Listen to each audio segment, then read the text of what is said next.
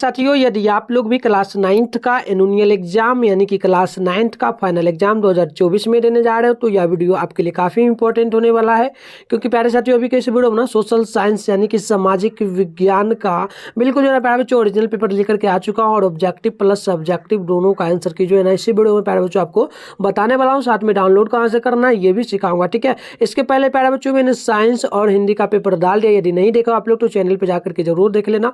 इसके बाद और भी जो बच्चा सारा सब्जेक्ट आएगा तो इसके लिए चैनल को सब्सक्राइब करके नोटिफिकेशन कॉल पे जरूर प्रेस कर लीजिए। तो देख लीजिए प्यारे बच्चों, आपका जो है ना सामाजिक विज्ञान में विषय कोड 111 रहेगा ना, तो कुछ इसी प्रकार का पेपर रहेगा। चलिए फटाफट से जो है ना प्यारे बच्चों आपको सारा पैटर्न वगैरह भी समझा देते हैं। तो देखिए आपका पैटर्न क्या है, तो ध्यान रखिएगा। टोटल जो है प्यारे बच्चों आपको 80 क्वेश्चन मिलेगा ऑब्जेक्टिव में, जिसमें से आपको 40 प्रश्न बनाना आता है ना, और 30 प्रश्न आपको टोटल मिलेगा 2 मार्क्स और 5 मार्क्स का। इसमें से आपको टोटल 15 क्वेश्चन ही क्या करना है, बनाना है। टोटल क्वेश्चन की संख्या 110 रहने वाला है। और ध्यान रखिएगा प्यारे बच्चों, आपका टोटल 80 नंबर का एग्जाम होगा और इसमें आपको टाइम मिलेगा 2 घंटा 45 मिनट का। तो चलिए बराबर से प्यारे बच्चों एक एक क्वेश्चन को देख लेते हैं। देखिए पैटर्न क्या है, पैटर्न मैंने बता ही दिया। टोटल जो है ना 180 तक प्रश्न मिलेगा, जिसमें से आपको 40 प्रश्न को क्या करना है, बनाना है। तो देखिए प्यारे बच्चों, यहाँ पर पहला नंबर जो प्रश्न आपसे बोला गया, पहला नंबर प्रश्न बोला कि बताइए वास्को डी गामा कहाँ का यात्री था। तो बिल्कुल आप याद रखेंगे, वो था प्यारे बच्चों पुर्तगाल का, यानी कि ऑप्शन नंबर 1 बी करेक्ट होगा। नेक्स्ट क्वेश्चन 2 नंबर है, विश्व में प्रथम लिखित संविधान किस देश में लागू हुआ सबसे पहले। तो ध्यान रखिए प्यारे बच्चों, इसका करेक्ट आंसर होगा ऑप्शन सी, यानी कि यह जगह अमेरिका में। ऑप्शन क्या होगा, सी करेक्ट होगा। देखिएगा क्वेश्चन नंबर आपसे 3 बोला प्रथम विश्व युद्ध का प्रारंभ कब हुआ ना, तो बिल्कुल आप नोट कर लेंगे, ये हुआ था 1914 में। ऑप्शन डी जो है बिल्कुल करेक्ट हो जाएगा। चलिए आगे बढ़ते हैं प्यारे बच्चों, एक एक क्वेश्चन को देख लीजिए। क्वेश्चन नंबर आपसे यहाँ पर बोला जा रहा है 4 नंबर, यूरोप में तर्कवाद का विकास किस घटना का परिणाम है। तो बिल्कुल आप नोट कर लेंगे, करेक्ट आंसर सी होगा जो ना सामंतवाद का विकास, ऑप्शन होगा सी। 5 नंबर क्वेश्चन है, भौगोलिक जो ना भौगोलिक खोजों के परिणाम स्वरूप किस सामाजिक वर्ग का महत्व बढ़ा गया। तो बिल्कुल आप नोट कर लेंगे, 5 का करेक्ट आंसर ऑप्शन होगा डी, यानी कि आपका हो जाएगा व्यापारिक वर्ग। ऑप्शन क्या होगा यहाँ पर, डी बिल्कुल जो है राइट होगा। चलिए अगली क्वेश्चन देख लीजिए। क्वेश्चन और जो बोला है 6 नंबर प्रश्न की अमेरिका का संविधान किस वर्ष लागू किया गया था। तो बिल्कुल आप नोट करेंगे, 6 का आंसर डी होगा, 1789 ईस्वी में। ऑप्शन डी करेक्ट है। देखिए क्वेश्चन नंबर आपसे यहाँ पर ना 7 नंबर बोला अमेरिकी स्वतंत्रता संग्राम में किस देश ने जो है ना उपनिवेशों को सहायता जो है ना पहुंचाई थी। तो बिल्कुल देखिए 7 का करेक्ट आंसर हो जाएगा, ऑप्शन नंबर बी नोट कर लेंगे, फ्रांस को। क्या जाएगा प्यारे बच्चों, फ्रांसो का नाम। चलिए आगे देख लेते हैं। क्वेश्चन देखिएगा यहाँ पर बोला गया 8 नंबर बोला गया अमेरिकी स्वतंत्रता संग्राम का दो ना तात्कालिक कारण क्या था। तो बिल्कुल आप नोट कर लेंगे प्यारे बच्चों, 8 का करेक्ट आंसर सी होगा, बोस्टन चाय पार्टी की घटना होगा, यानी ऑप्शन सी बिल्कुल करेक्ट होगा। देखिए क्वेश्चन 9 नंबर है, फ्रांसीसी क्रांति के पूर्व जो है ना वहाँ की प्रशासनिक व्यवस्था को सबसे जो है ना मुख्य विशेषता क्या थी। तो बिल्कुल आप नोट करेंगे, 9 का करेक्ट आंसर डी होगा, यानी कि प्रशासनिक विभिन्नता होगा, यानी ऑप्शन जो डी है ना बिल्कुल यहाँ पर करेक्ट हो जाएगा। अगली क्वेश्चन देख लीजिएगा। क्वेश्चन नंबर 10 बोला जा रहा है टाइड फ्रांस में किस प्रकार का जो ना कर था। तो बिल्कुल आप नोट कर लेंगे, 10 का करेक्ट आंसर होगा ऑप्शन है, यानी कि आपका हो जाएगा प्यारे बच्चों ध्यान रखिएगा भूस्वामियों द्वारा वसूल करने वाला जो है ना कर होगा, यानी ऑप्शन जो है ए बिल्कुल करेक्ट होगा 10 का। देखिएगा क्वेश्चन नंबर 13 बोला गया बृहत ज्ञानकोश का संपादन किसने किया था। तो बिल्कुल नोट कर लेंगे प्यारे बच्चों दीदारों ने किया था, यानी ऑप्शन बी जो है बिल्कुल 11 का करेक्ट होगा। देखिएगा 12 नंबर क्वेश्चन है आतंक के राज्य की स्थापना किसने की थी। तो बिल्कुल आप नोट कर लेंगे, वाड़ा का आंसर होगा सी, यानी कि आपका हो जाएगा प्यारे बच्चों रॉसपियल, यानी ऑप्शन नंबर सी जो है यह बिल्कुल करेक्ट हो जाएगा। चलिए आगे देख लेते हैं। देखिएगा क्वेश्चन आपसे यहाँ पर बोला गया है 13 नंबर और प्रश्न बोला जा रहा है सामंतवाद किस प्रकार जो है ना किस पर आधारित व्यवस्था थी। तो बिल्कुल ये भूमि पर थी, यानी 13 का करेक्ट आंसर ऑप्शन ए होगा। देखिएगा 14 नंबर क्वेश्चन है डल झील भारत के किस राज्य में अवस्थित है। तो बिल्कुल देखिएगा इसका करेक्ट आंसर होगा बी, यानी कि जम्मू कश्मीर में हो जाएगा। 15 नंबर क्वेश्चन बोला गया निम्नलिखित में से कौन जो है ना उत्तरी आकांक्ष रेखा यानी कर्क रेखा कहलाता है। तो बिल्कुल ध्यान रखना है प्यारे बच्चों, ये आपका कहलाता है, आप ध्यान रखिएगा 23 से 30 की डिग्री के बीच, यानी ऑप्शन नंबर सी जो होगा 15 का बिल्कुल करेक्ट हो जाएगा। देखिए नेक्स्ट क्वेश्चन बोला है 16 नंबर जो ना जोग प्रताप का संबंध किस नदी से है। तो बिल्कुल ध्यान रखिएगा शरावती नदी से, यानी ऑप्शन नंबर 16 का ये बिल्कुल राइट हो जाएगा। नेक्स्ट क्वेश्चन देखिए 17 नंबर क्वेश्चन आपसे बोला जा रहा है भारत की सबसे बड़ी खारे पानी का झील कौन सी है ना। तो बिल्कुल ध्यान रखना है, ये आपका हो जाता है चिल्का। क्या हो जाएगा प्यारे बच्चों, चिल्का, यानी ऑप्शन जो है बी बिल्कुल करेक्ट होगा।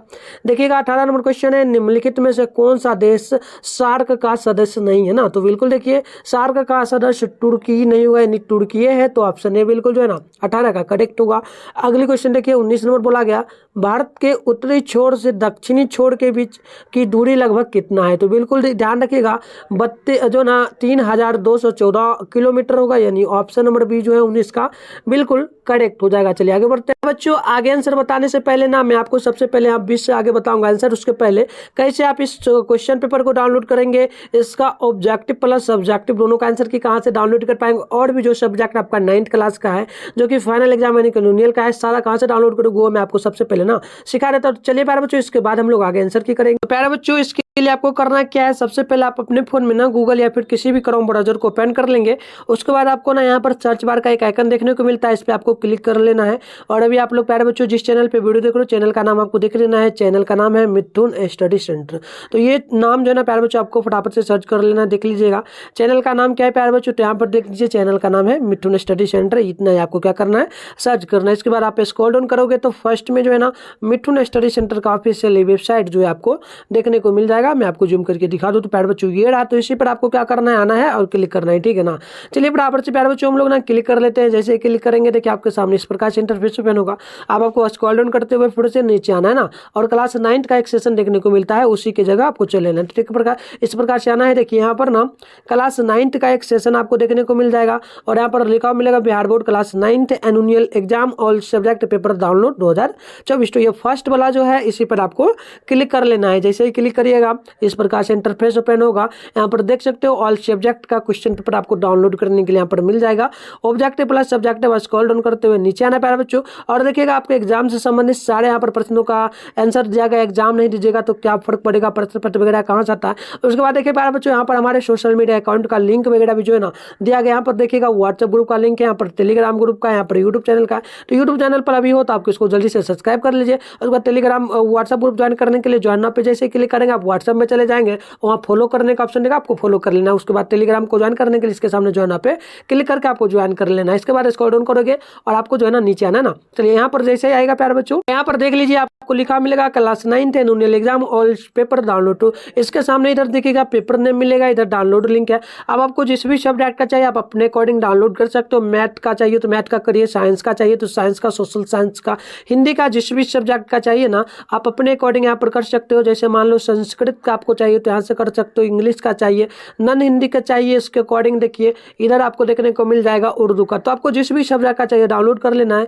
हमें करना है सोशल साइंस का, तो यहाँ पर देखिए सोशल साइंस है, इसके सामने डाउनलोड है, तो हम लोग डाउनलोड पे डाउनलोड करने के लिए क्या करेंगे, क्लिक कर लेंगे। जैसे ही क्लिक करेंगे कुछ इस प्रकार से इंटरफेस ओपन हो जाएगा। देख सकते हो सामाजिक विज्ञान का बिल्कुल आपको जो है ना ओरिजिनल पेपर का आंसर की देखने को मिलेगा। बराबर से स्क्रॉल डाउन करेंगे नीचे हम लोग जो है ना चलाएंगे, इस प्रकार से आएंगे तो देखिएगा प्यारे बच्चों यहाँ पर ना आपको सोशल साइंस के सारे ऑब्जेक्टिव प्रश्नों का आंसर की जो 80 प्रश्न है 80 प्रश्न का आंसर की देखने को मिलेगा। अभी प्यारे बच्चों नहीं डाला गया, वीडियो देखने के बाद आऊंगा ना तो यहाँ पर 80 प्रश्न का डाला हुआ मिलेगा। इसके बाद सब्जेक्टिव डाउनलोड करने के लिए थोड़ा सा स्क्रॉल डाउन करोगे नीचे, यानी कि फर्स्ट में आपको यहाँ पर सब्जेक्टिव का भी आंसर की जो है देखने को सोशल साइंस का मिल जाएगा। ये देख सकते हो पेपर है प्यारे बच्चों, फर्स्ट पेज यहाँ पर डाला गया है, यहाँ पर जो है ना प्रॉपर आंसर डाल दिया जाएगा ना इस बीच में, तो आकर के यहाँ से आपको डाउनलोड कर ले। तो चलिए प्यारे बच्चों बढ़ते हैं आगे। यहाँ पर से देखिएगा क्वेश्चन नंबर 20 बोला गया है कि भारत का मानक जो है ना मायावत्तर ये क्या है प्यारे बच्चों, यामोत्तर देख लीजिएगा, यावत्तर का जो है ना कौन सी रेखा है, तो बिल्कुल आप नोट करेंगे।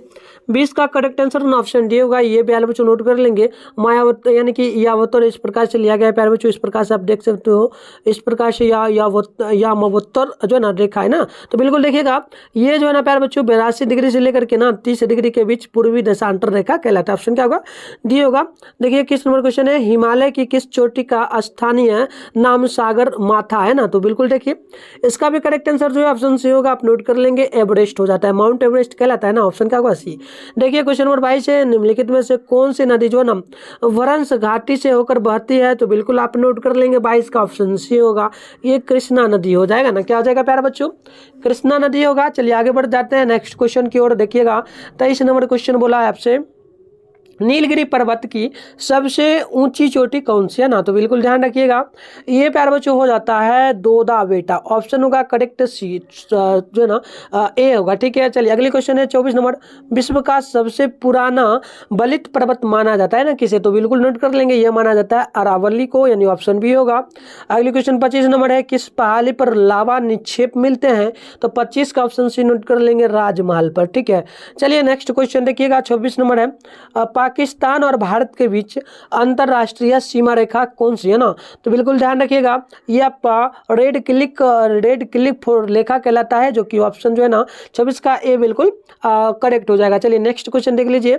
27 नंबर आपसे पूछा जा रहा है, बताइए हिमालय पर्वत की सबसे बाहरी श्रृंखला किस नाम से जाना जाता है। तो बिल्कुल आप नोट कर लेंगे, ये जाना जाता है शिवालिक, यानी ऑप्शन ए होगा। 28 नंबर क्वेश्चन है, भारत का सबसे प्राचीन भूखंड कौन सा है। तो 28 का आप नोट कर लेंगे, ऑप्शन बी होगा, यानी कि प्रायद्वीप या पठार होगा। देखिए क्वेश्चन नंबर 29 है, म्यांमार जो ना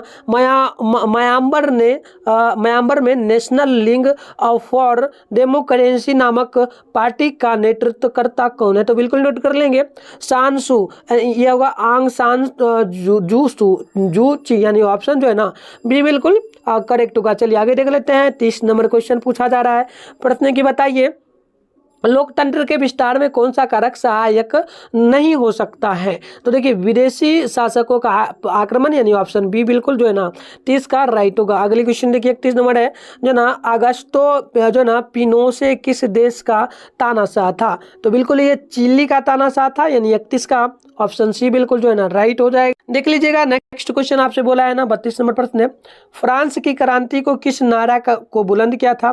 तो बिल्कुल आप नोट कर लेंगे, ये जो है ना प्यारे बच्चों बंधुत्व का होगा, यानी 32 का करेक्ट आंसर ऑप्शन बी होगा। नेक्स्ट क्वेश्चन 33 नंबर है, वर्तमान समय में विश्व के किस देश में प्रत्यक्ष लोकतंत्र है ना। तो बिल्कुल आपको ध्यान रखना है, प्रत्यक्ष लोकतंत्र अभी के टाइम में किया जाए तो ये आपका स्विट्जरलैंड में होगा, यानी ऑप्शन डी होगा। 34 नंबर क्वेश्चन है, पोलैंड में लोकतंत्र की स्थापना कौन बाधक था। तो बिल्कुल आप नोट कर लेंगे, ये था प्यारे बच्चों, आप नोट करेंगे इनमें से कोई नहीं। 34 का करेक्ट आंसर ऑप्शन डी होगा। देख लीजिए 35 नंबर क्वेश्चन बोला, किस देश को आधुनिक लोकतंत्र का जन्मदाता कहा जाता है। तो ये कहा जाता है ब्रिटेन को, ऑप्शन सी होगा जो ये करेक्ट है 35 का। चलिए नेक्स्ट क्वेश्चन की ओर बढ़ते हैं, देख लीजिए 36 नंबर क्वेश्चन। और बोला क्या जा रहा है, प्रश्न देखिएगा प्यारे बच्चों। प्रश्न बोला है, बताइए जिम्बाब्वे को किस वर्ष गोरों की शासन व्यवस्था से मुक्त मिली एवं लोकतांत्रिक शासन व्यवस्था की स्थापना हुई। तो आप 36 का नोट कर लेंगे, ऑप्शन सी हो जाएगा, ये 1980 ईस्वी होगा। अगली क्वेश्चन देखिए 37 नंबर है, निम्नलिखित में से कौन उत्पादन का सर्वाधिक महत्वपूर्ण साधन है। तो बिल्कुल आप 37 का नोट करेंगे, ऑप्शन डी होगा, ये भूमि होगा ना। चलिए नेक्स्ट क्वेश्चन है 38 नंबर, निम्नलिखित में से कौन जो है ना अचल पूंजी है। तो देखिए अचल पूंजी जो होता है प्यारे बच्चों, ध्यान रखना है आपको, अचल पूंजी यानी कि जो खेती बाड़ी होता है या फिर खेती में काम किया जाता है जो वस्तु। तो बिल्कुल देखिएगा हल जो है उसमें काम आता है, तो ऑप्शन क्या होगा, डी बिल्कुल करेक्ट होगा ना। चलिए नेक्स्ट क्वेश्चन की ओर बढ़ते हैं। 39 नंबर क्वेश्चन बोला है कि भारत में कृषि की नवीन और आधुनिक तकनीक पद्धति को किस वर्ष अपनाया गया। तो 39 का आप नोट कर लेंगे, ऑप्शन डी होगा, इनमें से कोई नहीं। ठीक है, इनमें से कोई नहीं होगा, ऑप्शन बिल्कुल डी होगा। प्यारे बच्चों मैं बता दूं, यदि आप लोग भी क्लास 10 का फाइनल एग्जाम 2025 में देने जा रहे हो तो प्यारे बच्चों इस चैनल के माध्यम से क्लास 10 का तैयारी कराया जाता है। तो आप क्या करिए प्यारे बच्चों, चैनल को जरूर सब्सक्राइब कर लीजिए, बिल्कुल निःशुल्क आपको स्टडी इस चैनल के माध्यम से कराया जाएगा और नोट्स वगैरह भी आपको मिलेगा। तो आपको मैंने व्हाट्सएप ग्रुप ज्वाइन करने के लिए टेलीग्राम बटन ऑन से कर लेना है, आपको वहाँ पर बता दिया जाएगा कि कैसे आपको सारा PDF मिलेगा ना, आप आराम से वो प्राप्त कर पाएंगे। ठीक है, और जो भी आपका टारगेट होगा 2025 में, यानी कि आप चाहते हैं 450 स्कोर करना, तो बिल्कुल इससे प्लस आप कर पाएंगे ना। तो आपका क्लास वगैरह भी स्टार्ट होगा प्यारे बच्चों, इसलिए आप हमारे चैनल के साथ जरूर जुड़ जाइए। ठीक है, चलिए बढ़ते हैं आगे नेक्स्ट क्वेश्चन की ओर। देख लीजिए प्रश्न बोला 41 नंबर कि बताइए 41 नहीं है प्यारे बच्चों, पहले 40 है ना, भूमि उत्पादन का कैसा साधन है। तो ये निष्क्रिय होगा, ऑप्शन होगा बी। नेक्स्ट क्वेश्चन है 41 नंबर, बिहार के किस जिले में 2001 की जनगणना के अनुसार जनसंख्या का घनत्व सर्वाधिक था। तो ये था प्यारे बच्चों कौन सा जिला, तो आप नोट कर लेंगे, ये आपका था शिवहर जिला, ऑप्शन होगा ए। नेक्स्ट क्वेश्चन देख लीजिए 42 है, मानवीय संसाधन में निवेश के मुख्य अंग कौन से इनमें से हो सकते हैं। तो 42 का ऑप्शन डी होगा, ये आपका इनमें से सभी हो जाएगा। क्या क्या सकता है, तो शिक्षा, स्वास्थ्य और जो है ना स्वच्छ पेयजल, यानी ऑप्शन डी बिल्कुल राइट होगा। नेक्स्ट क्वेश्चन की ओर बढ़ते हैं, देख लीजिएगा क्वेश्चन बोला क्या गया है, प्रश्न बोला है 43 नंबर, प्रश्न है 2021-11 की जनगणना के अनुसार भारत में किस राज्य की जनगणना का घनत्व सबसे अधिक था। तो ये था बिहार का, ऑप्शन डी जो है बिल्कुल राइट हो। देख लीजिए आगे की क्वेश्चन जो बोली गई है 44 नंबर, मानवीय पूंजी के विकास में बाधक इनमें से कौन था। तो बिल्कुल आप नोट कर लेंगे, इसका करेक्ट आंसर होगा प्यारे बच्चों अशिक्षा, अज्ञानता, कुपोषण, यानी कि ऑप्शन डी इनमें से सभी आपका करेक्ट हो जाएगा। आगे देख लीजिए क्वेश्चन नंबर जो बोला गया है 45 नंबर है, भोपाल में गैस रिसाव किस वर्ष हुआ था? तो आप नोट कर लेंगे 45 का राइट आंसर ऑप्शन बी होगा, यानी कि 1984 ईस्वी में हो जाएगा। नेक्स्ट क्वेश्चन है 46 नंबर, इनमें कौन सा मानव जनित आपदा से संबंधित नहीं है? तो बिल्कुल आप 46 का भी नोट कर लेंगे, करेक्ट आंसर ऑप्शन बी ए होगा, यानी कि गैस रिसाव होगा।